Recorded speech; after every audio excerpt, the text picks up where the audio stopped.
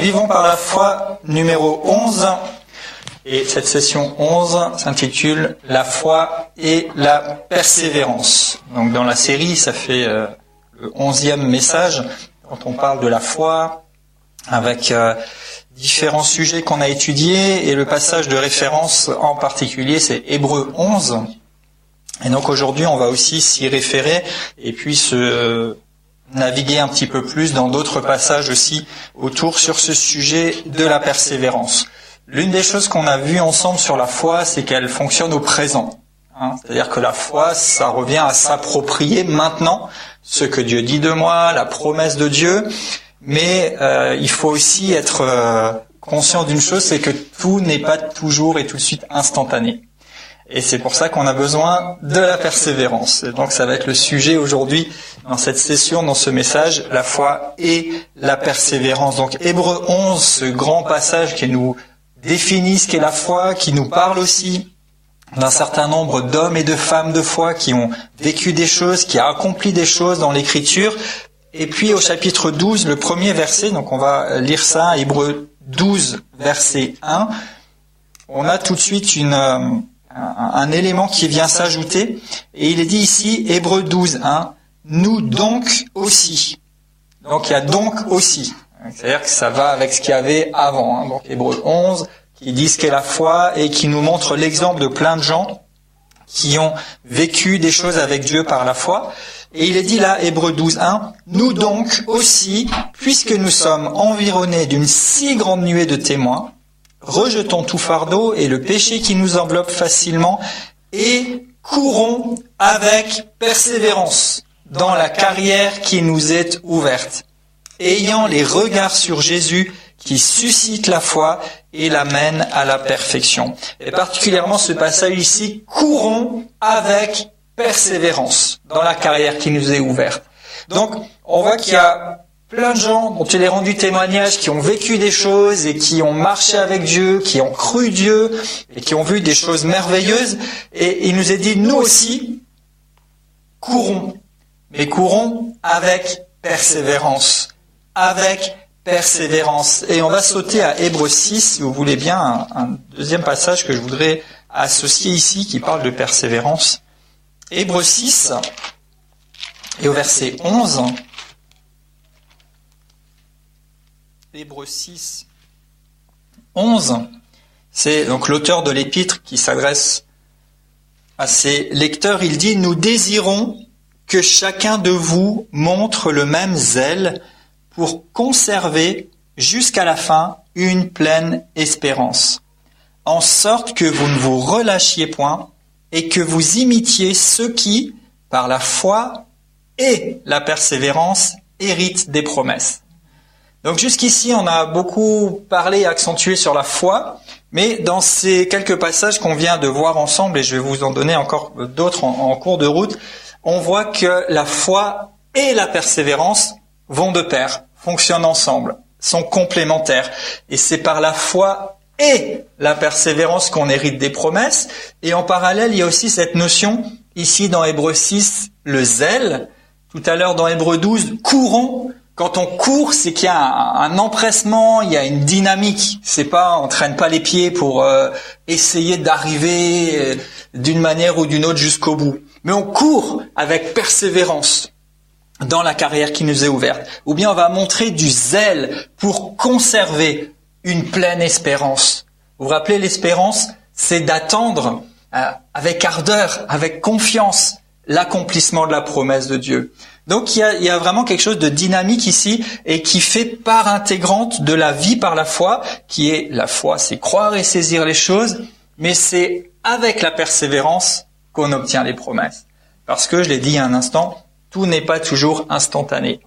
Même dans la vie de Jésus, si vous parcourez les évangiles, on voit qu'il y a certains miracles où il y a un résultat instantané.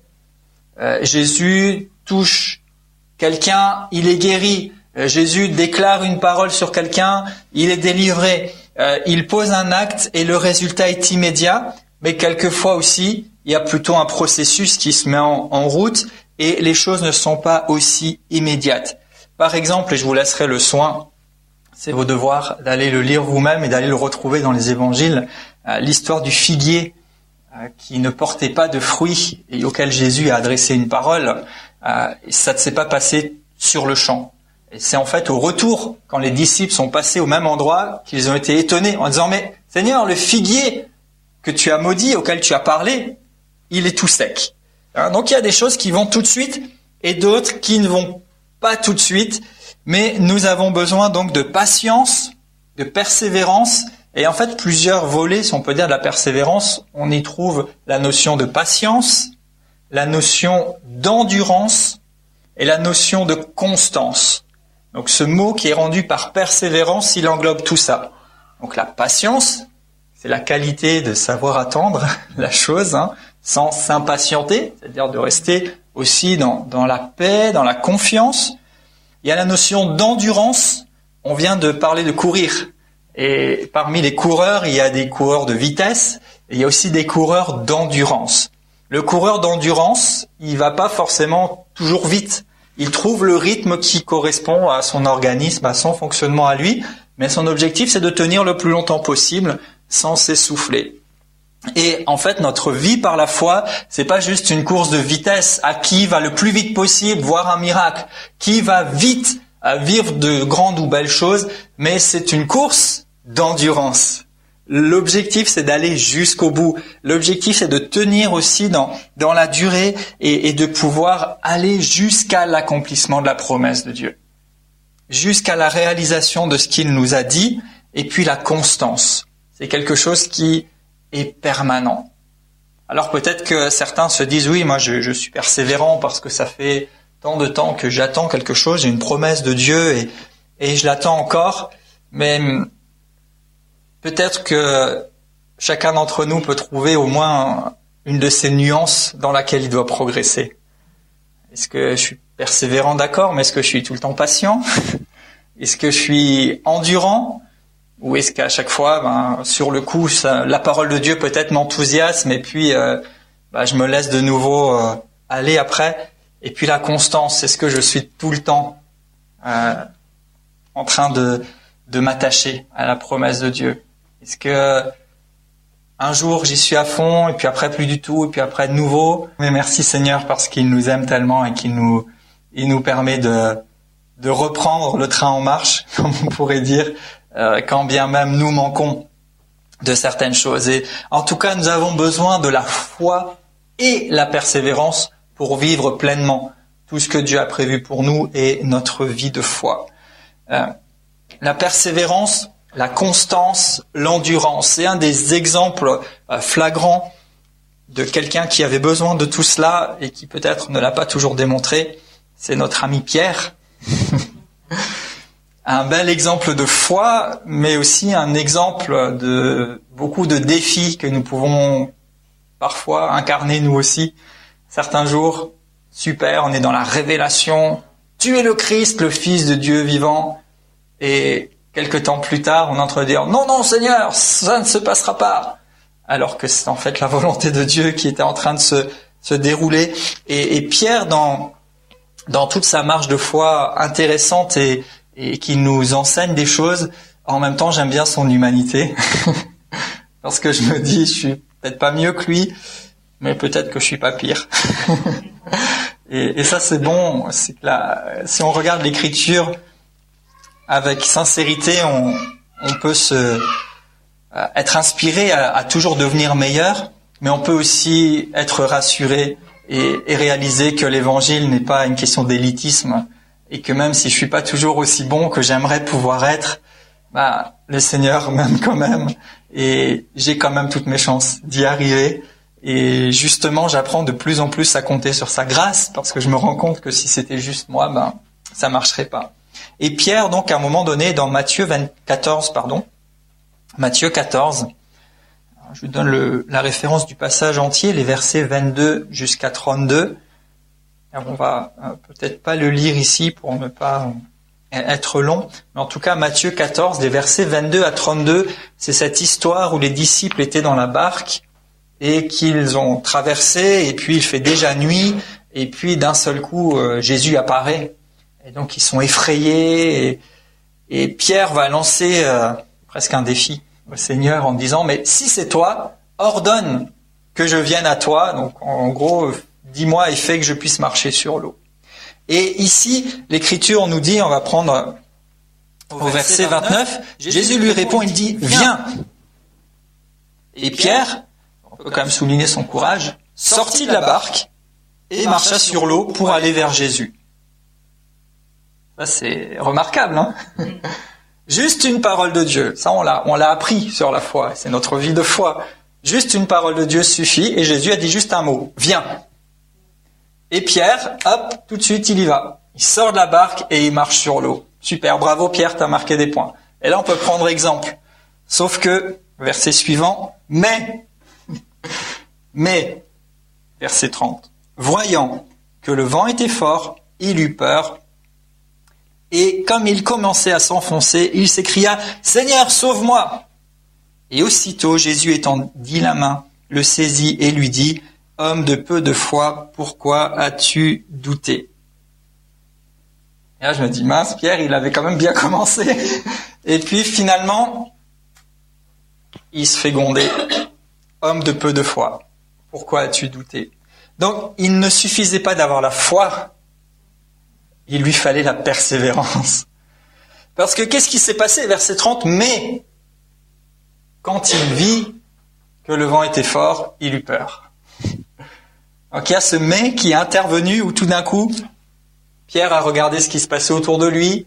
Pierre s'est laissé rattraper par la réalité et s'est dit « Attends, c'est pas normal. » Et il y a du vent et en fait je devrais pas tenir et tout d'un coup il commence à s'enfoncer. Pourquoi ? Parce que sa foi s'est laissée désorienter. Elle s'est détachée de la parole du Seigneur qui lui avait dit « Viens » pour de nouveau s'attacher aux réalités terrestres et matérielles qui disent que un homme sur de l'eau, ça coule. Mais quand même, Jésus l'a sauvé, il l'a pas laissé se noyer. Merci Seigneur.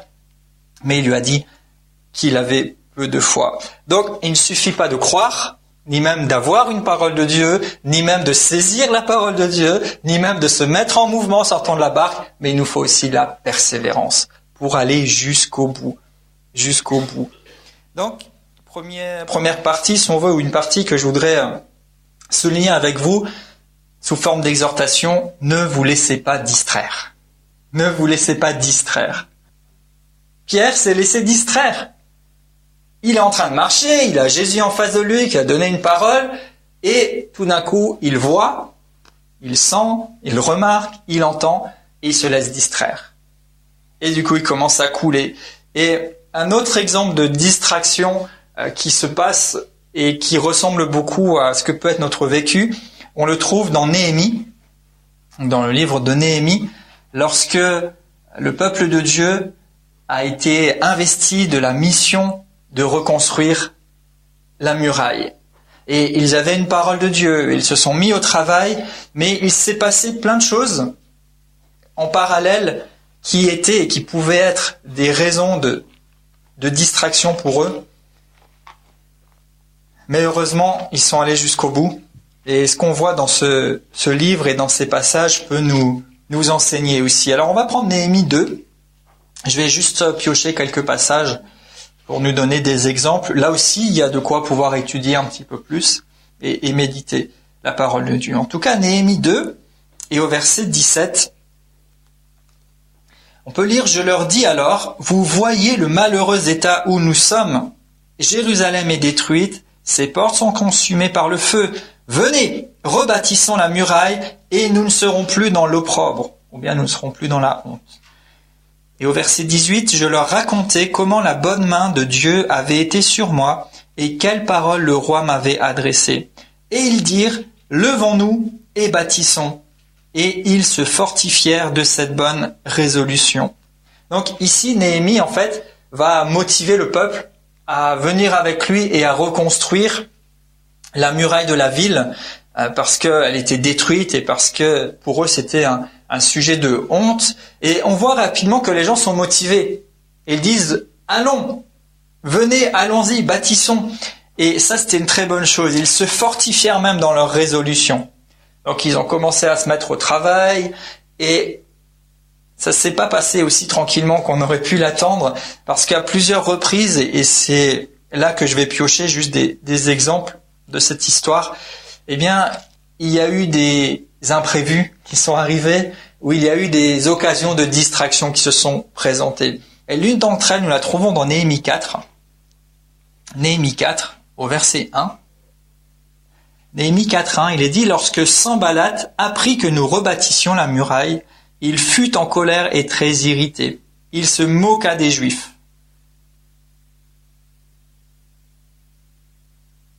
Et ici, on voit tout simplement ce qu'on peut appeler la critique ou la moquerie. Et peut-être qu'on peut avoir une parole de Dieu, une vision, et qu'on est soi-même motivé, et que même les gens autour de nous peuvent être motivés à faire avec nous, et on peut se fortifier d'une bonne résolution, mais on n'est pas à l'abri, et pour être tout à fait honnête avec vous, il arrive très rarement que ce genre de distraction ne se présente pas. Tôt ou tard, on peut retrouver quelqu'un comme ce Sanballat qui n'est pas d'accord avec ce que vous faites, qui n'approuve pas ce que vous faites, et qui vient se moquer parce qu'il est irrité contre vous, ou bien qui vient dire du mal. Donc l'une des sources de distraction dans notre vie de foi, ça peut être la critique ou la moquerie des autres. Et quand ça arrive, nous avons besoin de persévérance pour ne pas céder à la moquerie ou à la critique et nous laisser ralentir. Une autre chose qui peut se présenter, Néhémie 6, verset 1. Il est écrit « Je n'avais pas encore posé les battants des portes, lorsque Sanballat, tiens de nouveau, Tobija, Geshem, l'Arabe et nos autres ennemis apprirent que j'avais rebâti la muraille et qu'il n'y avait plus de brèche. Alors, Sanballat et Geshem m'envoyèrent dire « Viens, ayons ensemble une entrevue dans les villages de la vallée d'Ono. » Ils avaient médité de me faire du mal. Je leur envoyai des messagers avec cette réponse « J'ai un grand ouvrage à exécuter et je ne peux pas descendre. Le travail serait interrompu pendant que je le quitterai pour aller vers vous. » Et ici, on a une autre sorte de distraction qui peut se présenter. C'est toutes sortes de choses qui vont vous occuper à autre chose que ce que vous êtes supposé faire. On pourrait penser que ces gens-là étaient de bonne intention en voulant se mettre d'accord avec Néhémie, mais il fallait que Néhémie discerne et puisse voir que derrière cette invitation, en fait, se trouvait l'intention de lui faire du mal, et il a donc décliné cette invitation. Il a dit non, moi je reste focalisé sur ce que je fais. Donc une des attitudes aussi dont nous avons besoin, et dans notre marche de foi, et dans la persévérance que nous avons besoin d'arborer, eh bien il nous faut savoir rester focalisé sur l'ouvrage. Rester focalisé sur ce que Dieu nous a dit, sur ce qu'il nous a demandé. Même si on nous propose des choses, même si on nous présente des opportunités peut-être, eh bien savoir discerner est-ce que cette opportunité en est réellement une du point de vue de Dieu ou bien c'est juste une distraction. Vous savez, toutes les associations ou toutes les invitations qu'on peut avoir ne sont pas toujours les bonnes.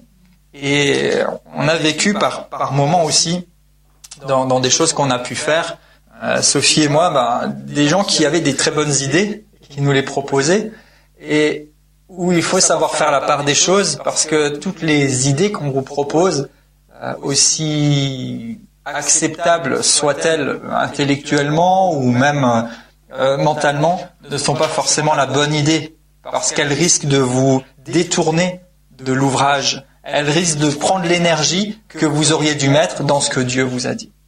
Alors que la priorité, c'est ce que Dieu vous a dit.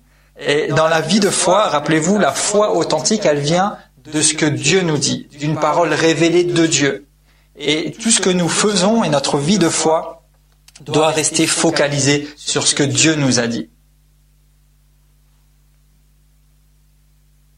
Plus tard, Néhémie 6, toujours, et les versets 6 à 9, on voit qu'il y a de fausses accusations qui sont données. Comme ces gens-là n'étaient pas contents que Néhémie se permette de décliner leur invitation, ils vont l'accuser, ils vont inventer des choses. Et quelquefois, pour ne pas dire souvent, quand vous marchez par la foi, quand vous vous attachez à la parole que Dieu vous a faite, il y a des genres de bruits bizarres qui circulent à votre sujet. Mais Néhémie ne s'est pas laissé perturber non plus par ces choses-là. Et rappelez-vous toujours que Dieu vous a justifié. Dieu vous a pardonné. Personne n'a rien à redire à ça. C'est terminé. Et souvent, l'une des choses que l'ennemi va utiliser, c'est qu'il va ressortir des vieilles choses. Il va dire, oui, mais te rappelles la dernière fois, t'as pas tenu la route. Oui, mais t'es pas allé jusqu'au bout. Ou bien tu te rappelles ce que t'avais fait. Ou d'autres vont dire, oui, mais elle nous a déjà fait ce coup-là, et puis finalement, ça s'est arrêté aussi vite que ça avait commencé. Ou bien, oui, mais on nous a déjà dit des choses, et puis c'est rien passé. Et tout ce genre de bruit et de faux messages qui vont circuler, ou alors on va inventer des rumeurs en vous prêtant des intentions que vous n'avez pas. Et là aussi, l'un des risques, c'est de vouloir montrer qu'on a raison à tout prix. Et c'est encore une occasion de perdre son énergie à quelque chose qui n'est pas l'objectif principal. Donc, Néhémie n'en a pas fait cas et il est resté focalisé sur ce qu'il avait à faire. Laissez-les parler. Laissez les gens parler. Ce qui est important, c'est ce que Dieu dit de vous. Et c'est que vous disiez ce que Dieu dit. Laissez les gens parler. Vous savez, tôt ou tard, de toute façon, ce que Dieu va faire et ce que Dieu va manifester dans votre vie, eh bien, ça va couper le sifflet et ça va fermer la bouche des faux accusateurs et des faux témoins qui peut-être se sont levés contre vous. Encore un tout petit peu plus loin, dans Néhémie 6, toujours, au verset 12, de nouveau, Néhémie fait usage de discernement et reste attaché à ce qu'il doit faire en reconnaissant que ce n'est pas Dieu qui envoie le prophète qui vient vers lui. Et il va commencer à dire, Néhémie 6, 12 à 14, « Je reconnus que ce n'est pas Dieu qui l'envoyait, mais il prophétisa ainsi sur moi parce que Sanballat et Tobija lui avaient donné de l'argent.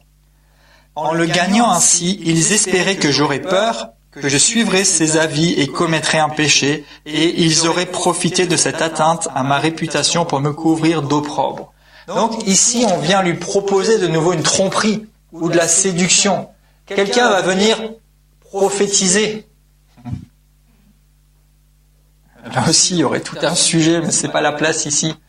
Mais ce n'est pas tout ce qui est emballé.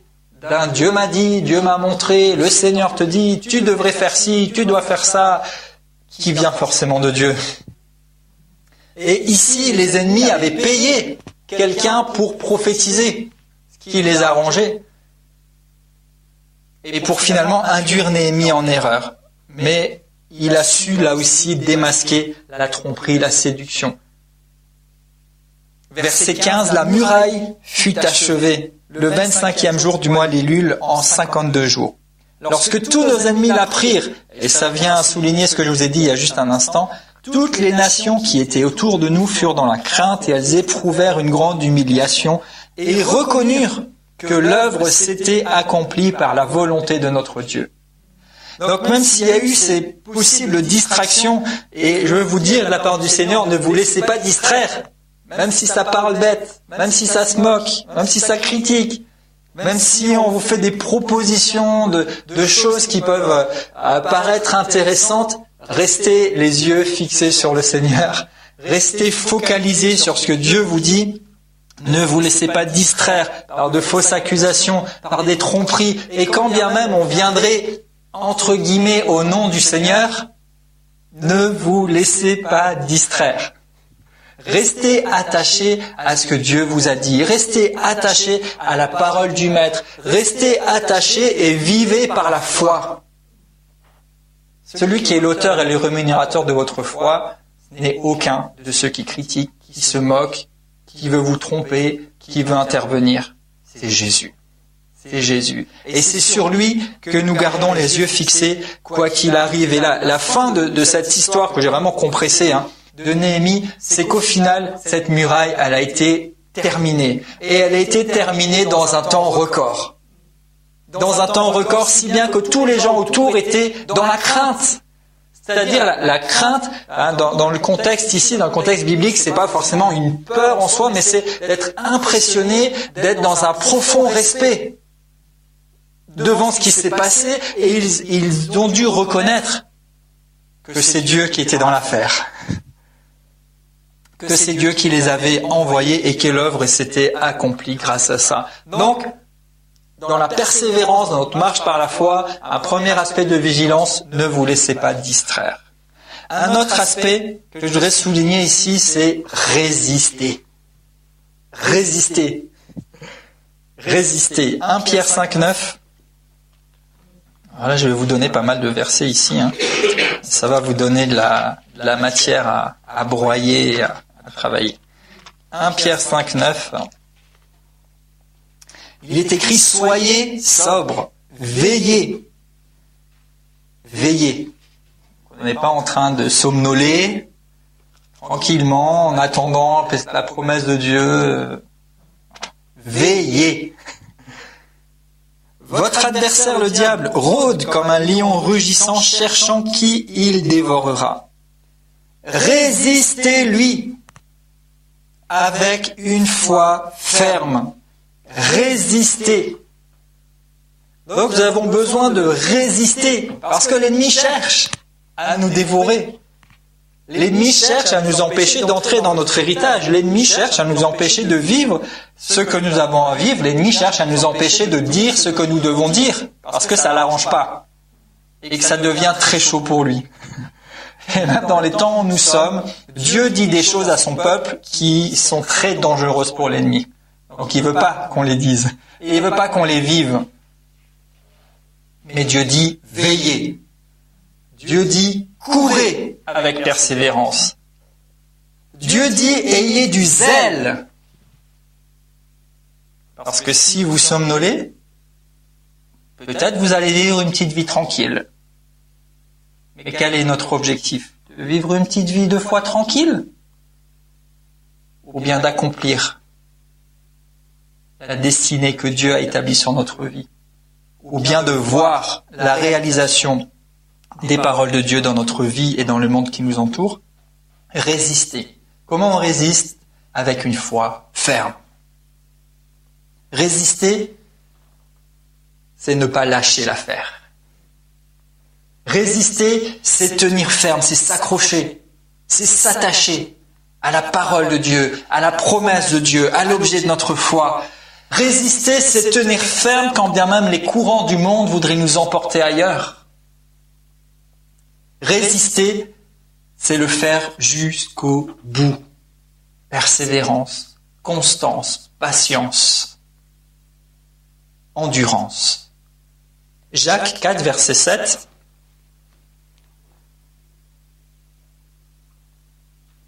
Jacques 4, 7. Soumettez-vous donc à Dieu. Résistez au diable et il fuira loin de vous. Soumettez-vous à Dieu. Se soumettre, c'est se mettre en dessous. C'est mettre Dieu au-dessus de tout. C'est mettre ce que Dieu dit au-dessus de tout. Soumettez-vous à Dieu, résistez au diable et il fuira. Et il fuira. Dans Luc chapitre 4, Jésus a été tenté par le diable. Il venait de passer du temps avec son Père et il était sur le point d'entrer dans son ministère et d'accomplir tout ce qu'il devait accomplir en tant que fils de Dieu sur la terre. Et il se trouve tenté par le diable dans le désert.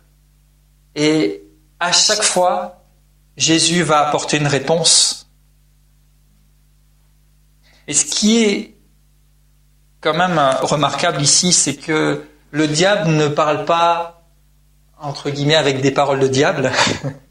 Il ne parle pas avec des choses, j'allais dire, il vient pas avec ses grands sabots. Le diable vient avec des paroles de Dieu. Et ça rejoint un petit peu la proposition tout à l'heure d'association de ces gens avec Néhémie. Ils disent, mais viens, on va se mettre d'accord et on va t'aider. Ça paraissait bien, mais il fallait voir que c'était pas bien. Quelle était l'intention, quelle était la source, quelle était la motivation. Et ici, le diable va utiliser des paroles de Dieu pour mettre Jésus au défi. Et Jésus aurait pu saisir l'occasion de démontrer, oui, je suis le Fils de Dieu, oui, c'est la parole de Dieu, oui, je peux ordonner que les pierres se transforment, oui, je peux sauter du temple, Dieu va me garder, c'est écrit, c'est vrai. Et pourtant, ce n'était pas ce que Dieu attendait de lui à ce moment-là. Et pourtant, ce n'était pas Dieu qui avait envoyé cette parole à ce moment-là. Et j'ouvre une parenthèse ici, d'où la nécessité d'un réma. Rappelez-vous que la source de la foi authentique qui porte du fruit, c'est un réma, c'est-à-dire une parole révélée de Dieu. Le logos ne suffit pas. Il en est souvent la source. Je vous renvoie au début de la série si vous en avez besoin. Mais ici, l'ennemi a utilisé un logos, une parole écrite de Dieu, mais qui n'était pas supposée accomplir quelque chose parce que ne venant pas de Dieu à cet instant précis pour quelle est la puissance de s'accomplir dans la vie de Jésus. Et Jésus va à chaque fois répondre par « il est écrit » et citer une autre parole de Dieu qui l'a résonné comme un réma parce que c'était le bon verset à appliquer maintenant. Et souvent les gens disent « oui, mais la Bible se contredit ». Non, elle se contredit pas, c'est que chaque jour il se passe des choses différentes dans notre vie et un certain jour il faut aller à gauche et un autre jour il faut aller à droite. Et s'il y avait que toujours écrit gauche dans la Bible, j'aurais un problème les jours où j'ai besoin d'aller à droite. Et s'il y avait que écrit droite, le jour où il faut aller à gauche, j'aurais un problème, tout simplement. Donc on a besoin du réma et on a besoin de résister. Jésus a résisté au diable. Quand le diable est venu avec une parole qui pouvait sembler bien aussi, qui était même biblique, des fois je dis oui, mais c'est biblique ce que je te dis. Oui, c'est biblique, mais c'est pas mon réma. Et on pourrait se battre à coups de versets bibliques. Ah, Fabien, ton message n'est pas biblique. Ah, ton témoignage n'est pas biblique. Moi, je vais te montrer ce qui est biblique. Oui, mais moi aussi. Alors, on fait comment? On se balance des versets et puis à la fin, qu'est-ce qui se passe? Jésus a résisté au diable, qui pourtant était très biblique à ce moment-là. Parce qu'il s'attachait à ce que Dieu lui avait dit et à ce qui devait se faire. Et si moi, je suis pas venu pour montrer que je peux accomplir toutes sortes de choses et pour faire éclater devant tout le monde ou pour faire éclater la preuve de qui je suis venu faire la volonté de mon Père. Je parle de la part de celui qui m'a envoyé. Je fais ce que je vois faire au Père. Donc, nous aussi, nous avons besoin de résister en nous attachant et en prenant position avec la parole et pour la parole que Dieu nous a donnée et qu'il nous a révélée. Résister. Résister. Résister. Pierre, tout à l'heure, a douté. Il avait bien démarré, et puis il a regardé ce qui se passait autour, il s'est laissé distraire, et il a commencé à s'enfoncer. Le doute empêche d'avancer. Le doute empêche la parole de Dieu de s'accomplir comme elle devrait. Le doute, Jacques 1, versets 5 à 8, nous en parle.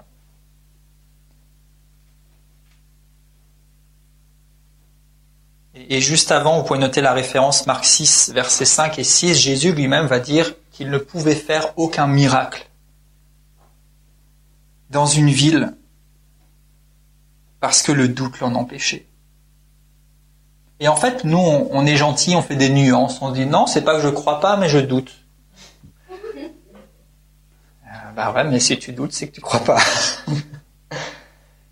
Mais si, je sais pas que je te crois pas complètement, mais je doute. Non, ça marche pas. Soit tu crois pas.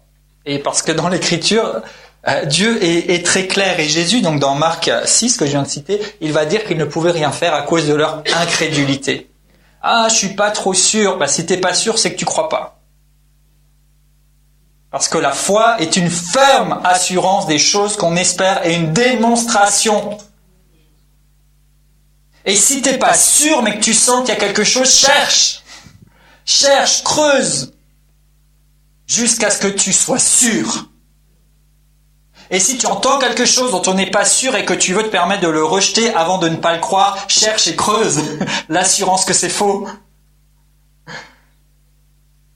Ne rejette pas quelque chose seulement parce que tu n'en es pas assuré. Comment je vais vous faire comprendre ce que j'essaye de dire là? En fait, croyez complètement ou ne croyez pas du tout. C'est pas je suis pas trop sûr. Non, pour ne pas être sûr, en fait, il faut être convaincu que c'est pas ça. Ça n'existe pas les no man's land, quoi. Nous, on est à dire, allez, sur une échelle de 1 à 10, crois que Dieu peut guérir à 8 sur 10. Je crois à la métamorphose du corps à 2 sur 10. C'est quand même un peu chaud. Ça marche pas. C'est soit tu crois pas. Pour Dieu, il y a la foi et il y a l'incrédulité. Maintenant, on a besoin de progresser dans la foi. Mais soit on est dans la foi et on va faire des progrès, soit on est dans l'incrédulité. Tout simplement. Mais on peut pas être au milieu. Et l'Écriture le dit, je vous ai envoyé dans Jacques, donc je crois que vous avez trouvé entre-temps. Jacques 1, 5 à 8. Il est dit, si quelqu'un manque de sagesse, qu'il la demande à Dieu, qui donne à tous simplement et sans reproche, et elle lui sera donnée, mais qu'il demande avec foi, sans douter. Donc ici, on voit encore qu'il faut demander avec foi. Donc si on demande quelque chose à Dieu, il faut être sûr qu'il va nous le donner. Je ne demande pas pour essayer. Et après tout, ça ne peut pas faire de mal de demander. Qu'il demande avec foi, effectivement, sans douter. Il n'y a pas de place pour le doute dans notre vie de foi et dans notre marche avec Dieu. Si tu veux obtenir quelque chose de Dieu, il faut demander avec foi. Car, et c'est là que je veux en venir, celui qui doute est semblable au flot de la mer, agité par le vent, poussé de côté et d'autre, qu'un tel homme ne s'imagine pas qu'il recevra quelque chose du Seigneur. C'est un homme irrésolu, inconstant dans toutes ses voies. Donc le doute, c'est ça. C'est être irrésolu, c'est être inconstant, c'est être ballotté comme par les flots de gauche et de droite. Nous, on a banalisé le doute. Ah, je doute encore. Non, quand tu doutes, tu es dans une situation grave. Et si on est attentif, c'est tout le contraire de la persévérance. J'ai parlé de persévérance et constance. Là, il est inconstant. J'ai parlé de persévérance et endurance. On a parlé de persévérance et patience aussi. Là, c'est quelqu'un qui est agité, qui est irrésolu, qui est inconstant. Et le mot grec ici qui est donné par irrésolu, il sort l'idée de quelqu'un qui a une double personnalité. Donc, je vous prie de m'excuser parce que je suis bien éduqué, mais j'assume ce que dit la parole de Dieu. Quand vous doutez, vous avez un sérieux problème psychique. Parce que vous êtes comme quelqu'un qui a une double personnalité. Comme quelqu'un qui est divisé dans sa pensée. Qui voudrait être en même temps à droite et en même temps à gauche. Ça, c'est un problème psychique. Il y a des gens qui sont traités pour ça. Et c'est grave. C'est grave. Mais même si quelqu'un est atteint de ce genre de trouble, Dieu est tout puissant pour vous guérir et le sang de Jésus pour vous purifier et vous donner une identité claire et vous permettre d'avoir une seule pensée. Et je prie et je crois à la pensée de Dieu. Et la bonne. Mais donc douter, c'est pas juste bon, je suis un peu faible aujourd'hui, je doute. Douter, c'est quelque chose de sérieux. Quand nous recevons une parole de Dieu, nous avons besoin de tenir ferme avec cette parole. Quand nous demandons quelque chose à Dieu, nous demandons avec foi, avec assurance. Quand nous déclarons quelque chose, nous le faisons avec l'assurance que c'est la parole de Dieu. Nous nous attachons à ce que Dieu dit. Si nous ne croyons pas et que nous confessons l'inverse, on se bloque soi-même.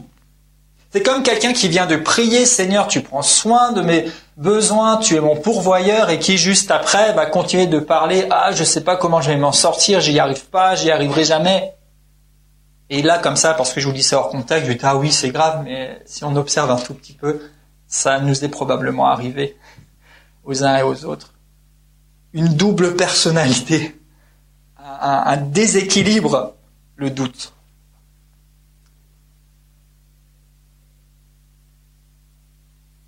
Et nous avons besoin de vivre par la foi et de marcher avec persévérance pour voir les promesses de Dieu s'accomplir. La foi et la persévérance, la foi et la constance, la foi et l'endurance, la foi et la patience. Et je voudrais, ça va être mon dernier point dans ce message et non des moindres, et que je fais encore une fois résonner comme une exhortation, ne vous arrêtez pas maintenant. Ne vous arrêtez pas maintenant. Et l'un des super exemples dans l'Écriture qui m'a plusieurs fois et qui encore maintenant m'encourage à continuer, voire à recommencer s'il le faut, se trouve dans Josué au chapitre 6. Josué chapitre 6, les versets 1 à 16. On va le lire un peu rapidement. Là aussi, je vous inviterai à reprendre du temps dessus. Mais Josué 6, 1 à 16, il est écrit « Jéricho était fermé et barricadé devant les enfants d'Israël. Personne ne sortait, personne n'entrait. L'Éternel dit à Josué « Vois, je livre entre tes mains Jéricho, son roi et ses vaillants soldats. » C'est tout le contraire de ce qu'il voyait. On rentre pas, on sort pas, il y a une muraille, mais l'Éternel dit « Voici, je livre Jéricho. Faites le tour de la ville, vous tous les hommes de guerre, faites une fois le tour de la ville. Tu le feras pendant 6 jours. 7 sacrificateurs porteront devant l'arche 7 trompettes retentissantes. Le 7e jour, vous ferez 7 fois le tour de la ville, et les sacrificateurs sonneront des trompettes.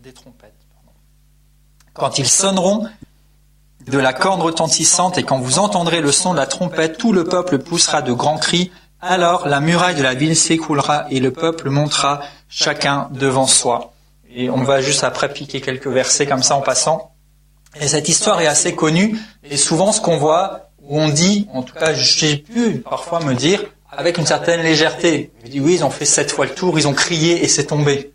Trop facile, non? Mais si on reprend un petit peu plus en détail, on se dit, attends, ça a quand même duré plusieurs jours. Et ils ont dû faire 6 fois un tour de la ville, en silence, ils ont tourné, et puis le dernier jour, ils doivent tourner 7 fois autour. Et c'est qu'au bout de toute cette histoire, j'ai failli dire ce manège, pardon, mais ça y ressemble un peu, qu'ils crient et que la muraille tombe. Mais tourne une fois, et puis demain, encore un tour. Et après-demain, encore un tour. Et encore, pendant 6 jours. Et le 7e jour, tu tournes 7 fois autour. On a un peu l'impression de tourner en rond. Et qui n'a pas eu, à l'occasion, l'impression de tourner en rond? Et pendant 6 jours, il ne s'est rien passé. Pendant 6 jours, il ne s'est rien passé. Et moi, je veux juste nous encourager à aller au bout de ce que Dieu dit, même si on voit encore rien du tout. Faut vous dire quand même que jusqu'au 6e jour, et même le 7e jour, jusqu'au 6e tour, ils n'ont rien vu. Rien du tout. Si, la poussière sous leurs pieds, peut-être qu'on commençait à voir un sentier, la trace de là où ils marchaient, à force de tourner autour. Mais il ne se passait rien du tout. Et peut-être qu'au bout de quelques tours, moi j'aurais dit, bon, c'est bon, cette histoire-là, il ne se passe rien. Et on peut avoir envie de s'arrêter. Et souvent, c'est au plus près du but qu'on risque de s'arrêter.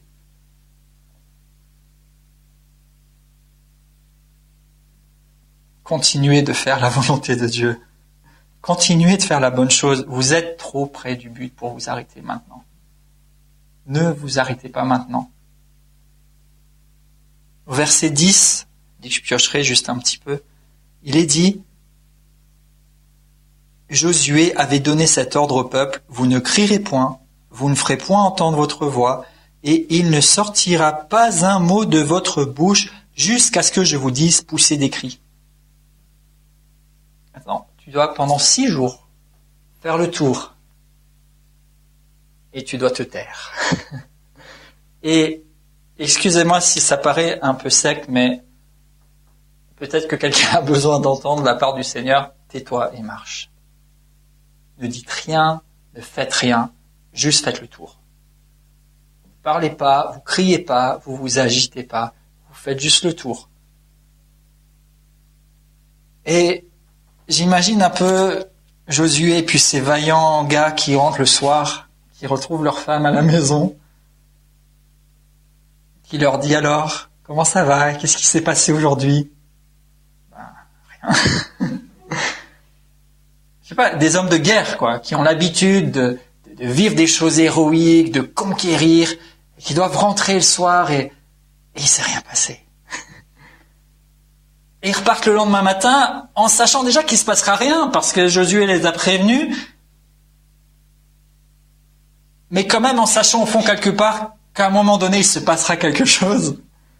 On est pile dans la foi, on sait qu'il se passera quelque chose, et dans la persévérance.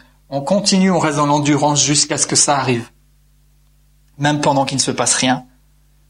Et au verset 11, il est dit, l'arche de l'Éternel faisait le tour de la ville. Elle fit une fois le tour, puis on rentra dans le camp, on y passa la nuit. Josué se leva de bon matin, les sacrificateurs portèrent l'arche de l'Éternel. Donc, ils rentrent le soir, ils déposent tout leur attirail, et puis le matin, ils repartent, ils recommencent, comme ça, pendant plusieurs jours. Vous savez, quand Jésus a dit de calculer le prix avant de commencer quelque chose, de peur de s'arrêter en chemin et qu'on ne soit le sujet là justifié de raillerie parce qu'on ne serait pas allé au bout, c'était pas juste des paroles en l'air. Je sais pas si vous réalisez, mais ça coûte quelque chose de se dire je pars le matin en sachant très bien que ma journée, humainement parlant, va servir à rien. Je sais qu'il va rien se passer, mais je sais quand même que je dois y aller et que je dois faire ce que je dois faire, mais je dois me taire et en gros attendre que ça se passe. Ça coûte quelque chose, mais ne vous arrêtez pas en si bon chemin. Peut-être que vous avez l'impression de tourner en rond, peut-être que vous avez fait plusieurs tours, mais je veux vous dire de la part du Seigneur, votre 7e tour du 7e jour arrive. C'est votre moment. C'est votre moment. Ésaïe 40, c'est le verset 31, et les suivants, il est dit que ceux qui se confient en Dieu, ils courent et ne se fatiguent pas, ils marchent et ne se lassent pas et ils prennent leur vol comme les aigles. Et il paraît qu'en course à pied, il y a un moment où c'est d'abord difficile et puis on prend un rythme de croisière et à la fin, en fait, on est comme porté par l'effort et on sent moins de fatigue quand on arrive vers le but. Et même un coureur qui est fatigué, quand il voit la ligne d'arrivée approcher, il y a comme quelque chose qui monte en lui et qui le pousse à aller jusqu'à la ligne d'arrivée. Et je prie que par l'Esprit du Seigneur et à travers la parole que vous entendez et qui rentre dans nos cœurs, qu'on puisse avoir comme peut-être si on en a besoin, ce coup de fouet de la dernière ligne droite pour aller au bout de ce que Dieu nous a promis, pour nous attacher à la parole de Dieu, pour entrer dans ce à quoi Dieu nous appelle. Il y a des choses qu'on sait, mais dans lesquelles on n'est peut-être pas encore allé, parce que c'est comme s'il nous manque quelque chose, mais le Seigneur nous dit, vas-y, et cours maintenant, et montre du zèle pour la carrière que j'ai ouverte devant toi, pour l'appel que j'ai placé sur ta vie, pour ce que j'ai mis devant vous. Hébreux 12, j'y reviens, on l'a lu en introduction, courons avec persévérance dans la carrière qui nous est ouverte. Hébreux 10, 35. Et juste avant, on va aller dans Galates 6, 9. Et on arrive au bout. Galates 6, 9.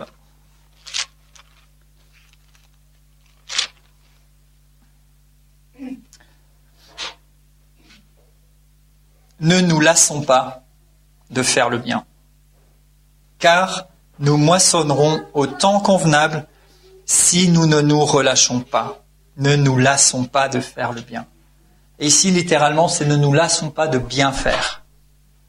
Autrement dit, ne nous lassons pas de faire la bonne chose, car nous moissonnerons au temps convenable. Et juste une petite parenthèse, la persévérance, c'est pas de l'entêtement. L'entêtement, c'est vouloir à tout prix ce qu'on a décidé.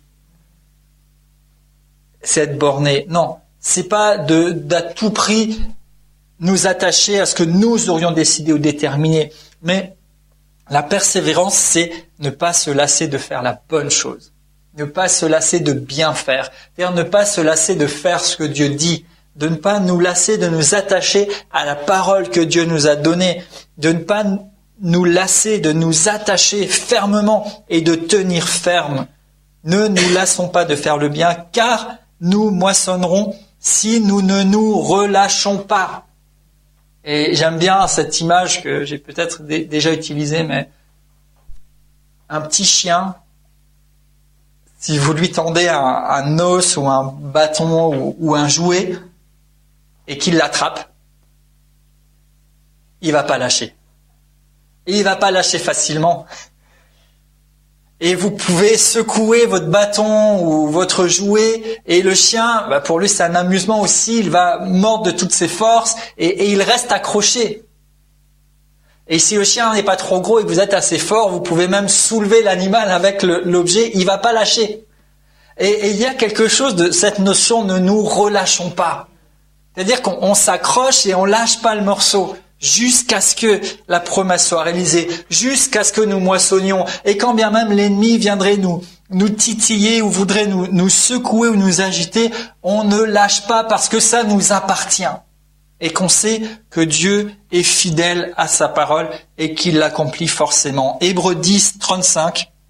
N'abandonnez pas votre assurance, à laquelle est attachée une grande rémunération, car vous avez besoin de persévérance, c'est ce qu'on vient de s'attacher à définir ensemble, afin qu'après avoir accompli la volonté de Dieu, vous obteniez ce qui vous est promis.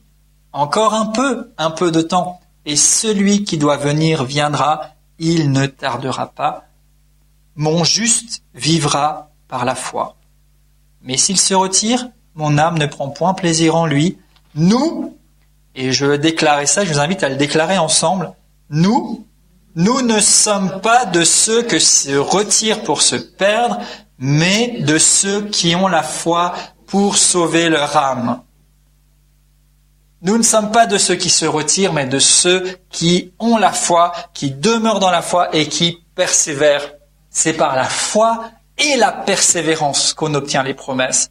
Ne vous laissez pas distraire, résistez, bannissez le doute et ne vous arrêtez surtout pas maintenant. Celui qui a fait la promesse est fidèle, il va l'accomplir. La foi, c'est la prise de position et la persévérance, c'est ce qui nous fait aller jusqu'à la destination finale. Alors vivons par la foi.